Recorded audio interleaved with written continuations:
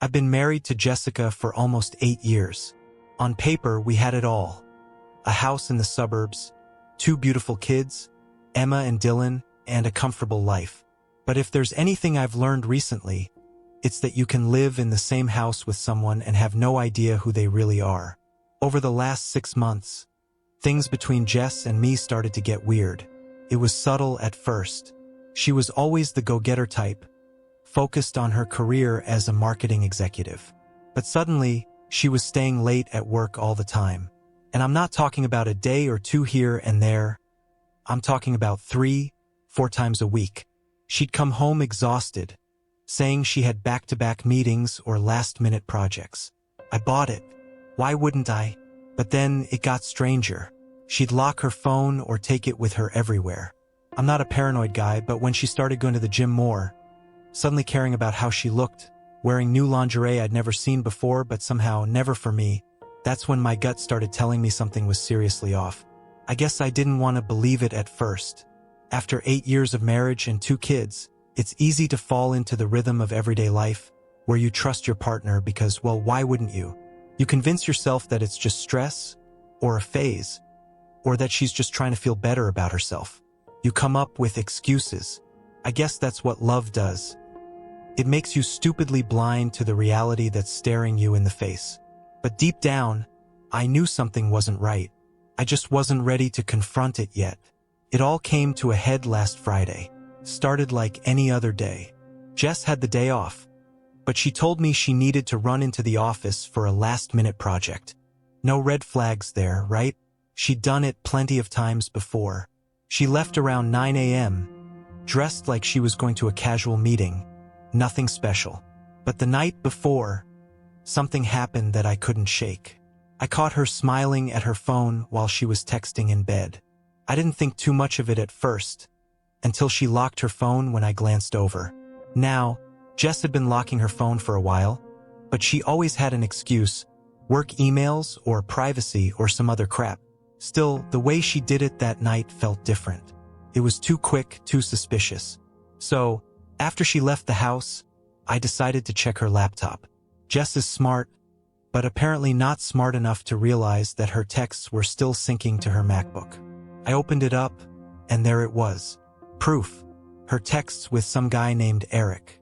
The messages weren't just flirty, they were detailed. Disgustingly so. She'd been meeting up with him for weeks, sneaking out to hotels, lying straight to my face.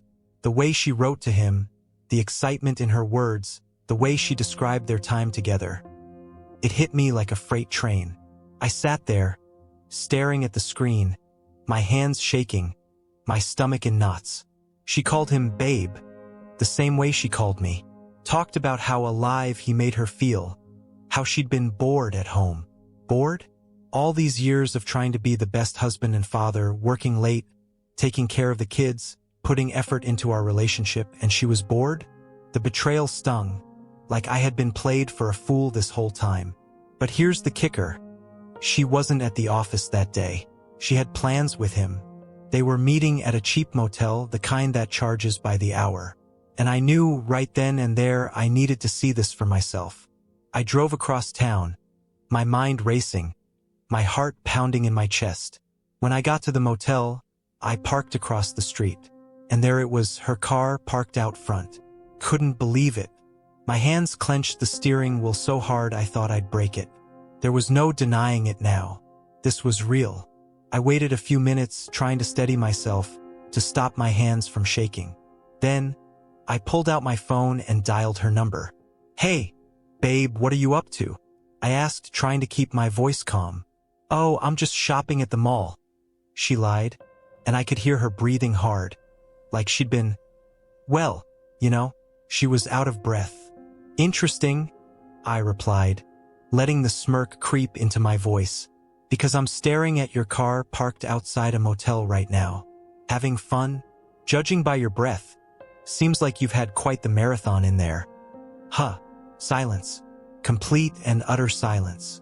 It was like I could hear her mind racing on the other end of the line, trying to figure out what to say. But I wasn't finished. "Don't worry, sweetheart. Keep enjoying yourself. If you're not done yet, take your time. But when you're ready, why don't you come out and introduce me to your new friend? I wouldn't want to miss such a fun moment. Her breath stopped. I could practically feel her heart drop through the phone, just as mine had dropped when I found those messages. But the difference? She deserved every second of panic. Every single second. 5 minutes later, I see the motel door open, and out walks Jessica.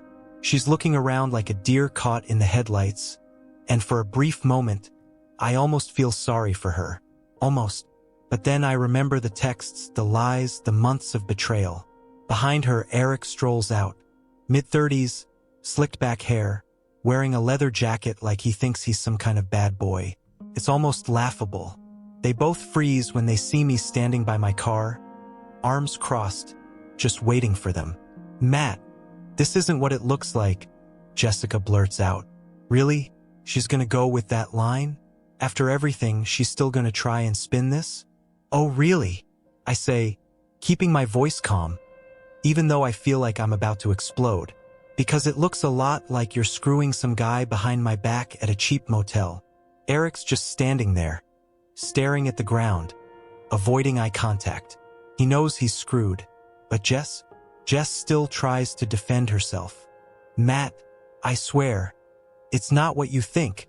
We were just talking. He's a coworker, and I cut her off. At a motel? You must think I'm a real F********************************** idiot, Jess. Her face turns red. I'm sorry. I didn't mean for this to happen, it just did. I've been lonely, Matt. You've been so distant lately, with work, with the kids. I didn't know how to reach you. Distant? I've been working my ass off for this family while she's been sneaking around with this loser. I can't believe the audacity of her standing there, trying to make this my fault. Save it, Jess, I say coldly. You can explain it to my lawyer. Driving home after that confrontation felt like I was in a fog. My mind was racing, but everything felt numb. You know that feeling when something huge happens, but you're not really processing it yet? That was me, stuck between rage and heartbreak. Half of me wanted to tear her apart for what she'd done, while the other half of me just wanted to disappear, to pretend it wasn't real. But it was real. Too real. When I got home, I went straight to our bedroom, the one we'd shared for almost a decade. I stared at the bed where we'd made our kids, the bed where we laughed and talked late into the night, the bed that now felt like a graveyard of lies. I collapsed onto it, face in my hands, and for the first time in years, I cried. Not the kind of crying where you're just sad. No, this was the gut-wrenching, soul-crushing kind of tears that come when your world falls apart. I cried for the man I used to be, the family I thought I had, and the future that was now shattered into a million pieces. After I cried myself dry, the numbness started to fade, replaced by something darker, rage. Not the type of anger that comes and goes, but a deep, burning fury that I'd never felt before. I sat there in our bedroom, staring at the wall, thinking about how she'd destroyed everything we built together. How she had the nerve to blame me for her betrayal. She stood there, in front of the motel, trying to spin her lies and make it seem like it was all because I was distant. I wasn't distant. I was working my ass off for this family. For her. For the kids. I was there every day. I put the kids to bed when she had to work late. I made sure everything was running smoothly while she pretended to be the perfect wife and mother. Meanwhile, she was sneaking around with some slimy asshole like Eric. It made my blood boil just thinking about it. I wanted revenge. Not just any revenge, but something that would burn her world down the way she had burned mine. I wasn't going to let her walk away from this without consequences. She thought she could make me feel small, but I wasn't going to be her victim. No, she was about to learn what it felt like to be on the other side of this mess. So I started planning. If she thought she could just lie her way out of this and keep living her happy little life with Eric on the side, she was wrong. Dead wrong. By the next morning, I had a plan. First, I gathered all the evidence. Screenshots of the texts, photos of her and Eric together at the motel. Everything I could get my hands on. I made copies, printed them out, and tucked them away. I wasn't going to let her talk her way out of this. Not this time. But that wasn't enough. No, I needed her to feel the full weight of what she'd done. I wasn't going to confront her again in some heated argument where she could try to twist things or cry her way out of it. I wanted something bigger, something that would make her feel the humiliation she'd put me through. That's when it hit me. I'd host a family dinner. Yeah, that's right. A nice little dinner with her parents, my parents, and our closest friends. All of them completely oblivious to what was going on. Jess was good at pretending, after all. She'd smile and act like the perfect wife, while I kept all the rage bottled up, waiting for the right moment. When the night finally arrived, she was dressed to impress, smiling and laughing like nothing was wrong. Everyone was having a good time, chatting and enjoying the food, completely unaware that the bomb was about to drop. After dinner, as we sat around the table, I stood up, pretending I had a special announcement. I made a little speech about how much I loved my family, how much I'd worked to build this life. And then I turned to Jessica, locking eyes with her. Her smile faltered. She could tell something was coming, but she had no idea just how bad it was going to be. I've been holding on to something for a while now, I said, my voice steady, my heart pounding in my chest. And I think it's time I share it with all of you.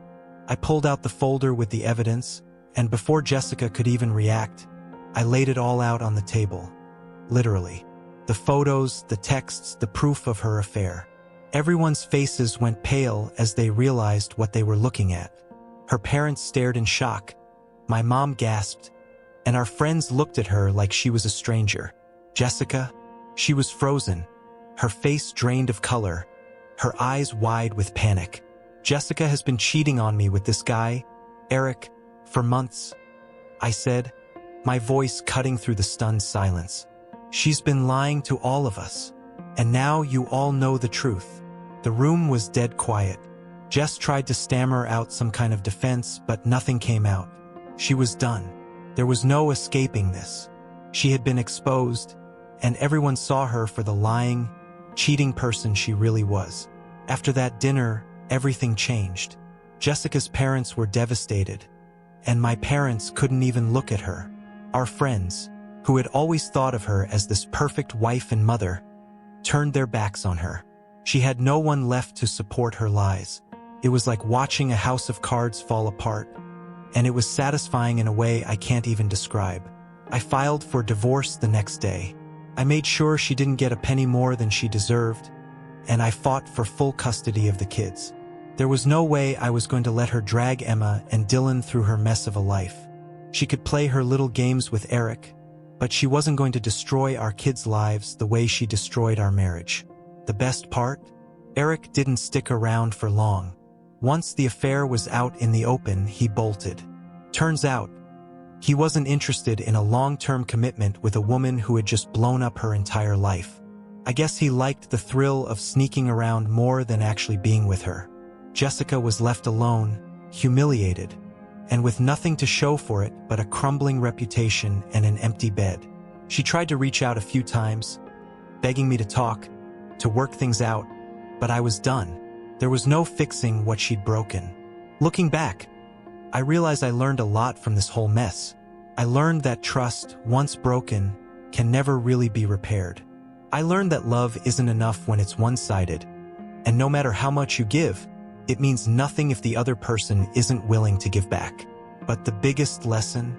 People show you who they really are when they think they won't get caught. Jessica thought she could lie, cheat, and still come home to her comfortable life, like I was some fool who would never figure it out. She underestimated me, and she underestimated how much I valued my own self-respect. I'm moving on now. The divorce is final, and I've got full custody of Emma and Dylan. We're doing better. It's been hard, but we're finding our new normal. The house feels lighter without Jessica's lies hanging over us. I'm not bitter anymore, just relieved. Relieved that I don't have to live in that bubble of deceit anymore. If anyone's reading this and going through something similar, here's my advice. Don't ignore the signs. Trust your gut, and don't let anyone make you feel like you're crazy for noticing when something's wrong. And when the truth comes out, don't let them weasel their way out of it. Stand your ground, take control of the situation, and know your worth. No one deserves to live a life of lies.